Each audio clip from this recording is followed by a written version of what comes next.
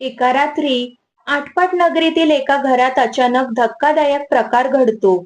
घराच्या मागच्या अंगणात उपाशी बांधलेली एक कुत्री आणि शेतात राबणारा एक बैल मानवी आवाजात एकमेकांशी बोलू लागतात. त्यांचा हा गुपित संवाद घराचा मालक असलेला तरुण मुलगा चोरून ऐकतो आणि त्याच्या पायाखालची जमीनच सरकते. कारण ते सामान्य प्राणी नव्हते, तर त्यांची कहाणी काही वेगळीच होती. त्या दिवशी त्या घरात पितृपक्षाचा स्वयंपाक सुरू होता. ब्राह्मणांना खाऊ घालण्यासाठी चुलीवर खिरीचे पातेले उकळत होते. अचानक घराच्या छतावरून जाणाऱ्या एका विषारी सापाच्या तोंडातून विषाचा थेंब थेट त्या खिरीत पडला. हे दृश्य अंगणात बांधलेल्या त्या कुत्रीने पाहिले. जेवणाऱ्या ब्राह्मणांचा प्राण जाईल आणि माझ्या मुलाला ब्रह्महत्येचे पाप लागेल या विचाराने ती हादरली. ब्राह्मणांचे प्राण वाचवण्यासाठी तिच्याकडे एकच मार्ग होता. तिने स्वतःचा जीव धोक्यात घालून धावत जाऊन त्या खिरीच्या पातेल्यात तोंड घातले आणि ती खीर उष्टी केली.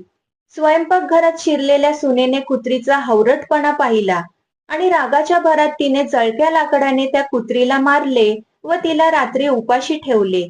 त्याच रात्री तो मुलगा जेव्हा गुरांच्या गोठ्यापाशी गेला, तेव्हा त्याला त्या कुत्रीचा आणि बैलाचा संवाद ऐकू आला. आज मला मार भेटला, पण मी आपल्या मुलाचा संसार विनाशापासून वाचवला, कुत्री हुंदके देत बैलाला सांगत होती. यावर बैलाने उत्तर दिले, मी सुद्धा माझ्या पापाची फळे भोगतोय. आज मला मुलाने दिवसभर नांगरणीला जुंपले आणि संध्याकाळी गवतही न देता उपाशी ठेवले. आपण पूर्वजन्मी कोण होतो आणि आज काय झालो हे या मुलांना काय माहीत. मुलगा धावत पुढे आला आणि सत्य समोर आले. ते प्राणी दुसरे कोणी नसून त्याचे स्वर्गीय आई वडील होते. मुलाने अश्रू ढाळत विचारले, आई, तुझी ही अवस्था का झाली?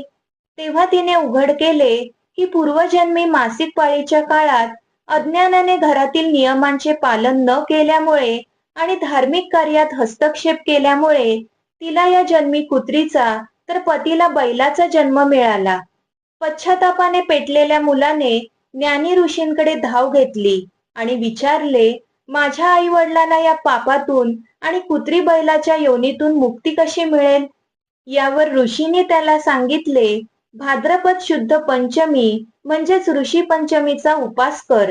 नियमाने व्रत करून त्याचे पुण्य तुझ्या आई वडिलांना अर्पण कर. मुलाने आणि त्याच्या पत्नीने अत्यंत श्रद्धेने ऋषी पंचमीचे व्रत केले. त्या पुण्याच्या प्रभावाने त्याचे आई वडील जयश्री आणि सुमित्र कुत्री व बैलाच्या देहातून मुक्त होऊन थेट स्वर्गात गेले.